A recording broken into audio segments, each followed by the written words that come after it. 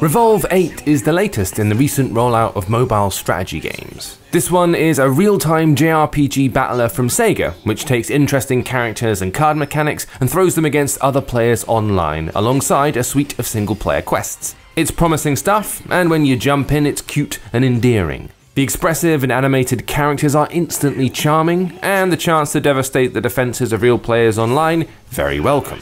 You'll have a deck of cards, 4 of them being heroes, and you'll slowly move on your enemy's territory in order to destroy towers. 2 smaller, 1 larger, and once the larger one's gone, it's game over.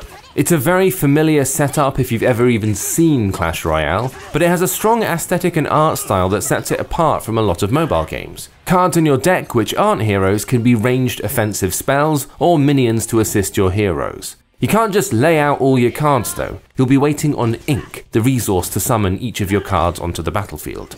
All of the above makes REVOLVE8 feel a lot like Hearthstone at times, with mana replaced by ink and a smaller pool of cards to pull from. The real-time element also feels a bit like the recent Command & Conquer Rivals, neither comparison being a bad thing.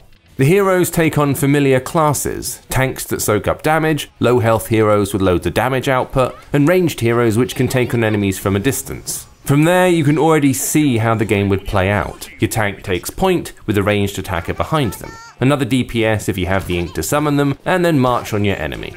Tanks can be torn apart with an army of smaller minions thanks to their attack speed, which is good, because once they reach your tower, its health can disappear rapidly. Hero cards are actually relatively simple to get. All you need to do is continue to rise through the leagues, and cards are unlocked gradually.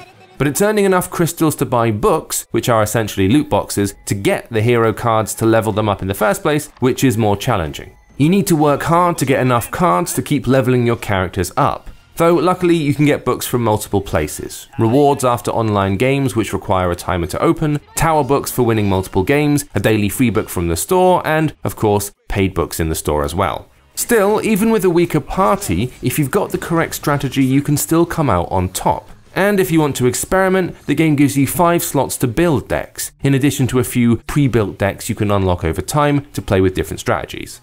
Waiting for books to open is tedious. Sometimes the progression curve can feel slow, like it's a matter of waiting for your next daily rewards. But other than that, it's hard to complain about REVOLVE8. It offers a really nice PvP strategy game in an appealing anime-inspired shell, and it feels good to play. Whether it becomes another also-ran in the long race of Clash Royale style battlers remains to be seen. But you could do a lot worse than giving this one a go.